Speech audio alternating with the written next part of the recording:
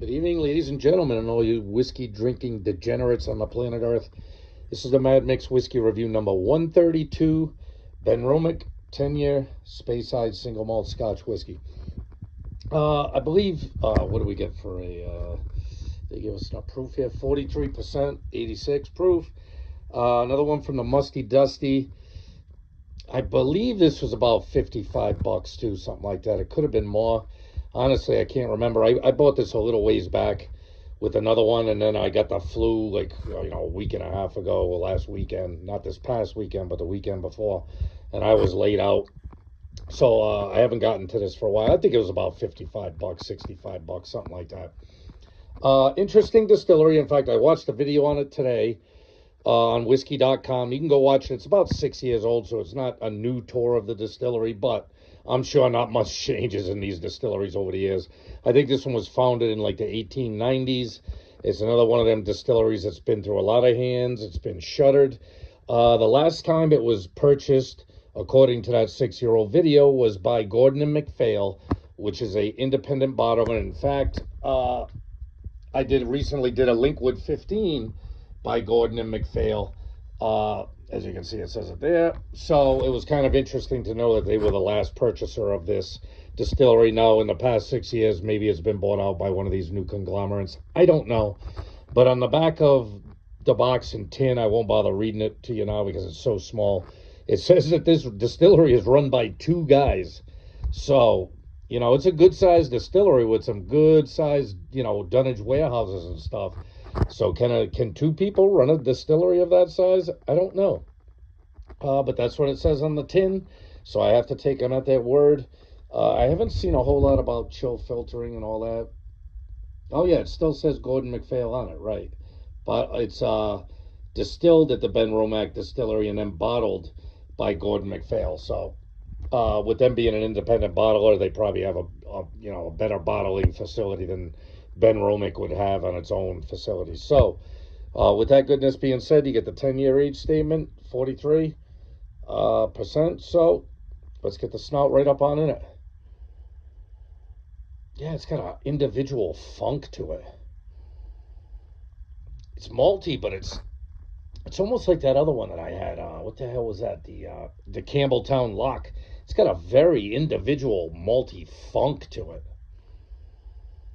Like unique, very, very unique. Not unpleasant though. And it's got the fruit there. I think they do. I think it said in the distillery tour that 65% of their barrels are sherry barrels, and they only use first fill bourbon and sherry barrels, so they don't use any second fill or anything like that. And it said they might use some hogsheads too, but everything is first fill, so they only use their barrels once. And then I don't know what they do with them, if they sell them off, if they recooper them and rechar them. I don't know. But, yeah, pleasant, unique malt with a pretty good funk to it and some fruitiness on the nose. And it smells like it might be spicy on the back end. Well, anyway, we're here to drink it, not sniff it.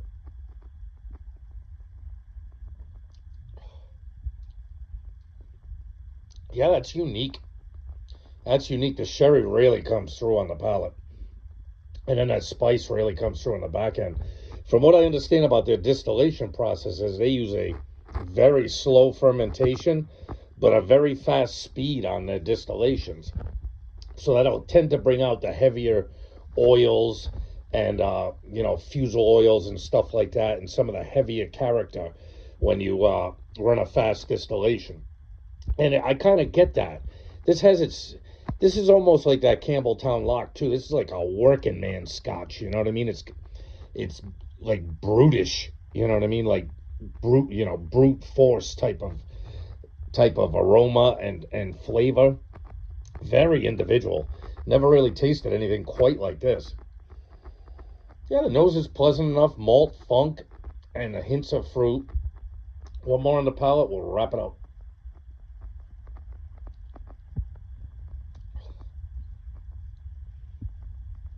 Yeah, much the same on the palate. You get that malt, and it's got this weird kind of edge to it, kind of like an earthiness or something like that. You know what I mean? And then you get lots of sherry influence in this. It's very sweet, very fruit forward, and typical sherry, dark fruit, sweet fruit notes. Very interesting. And then it's got a fair amount of spice on the back end.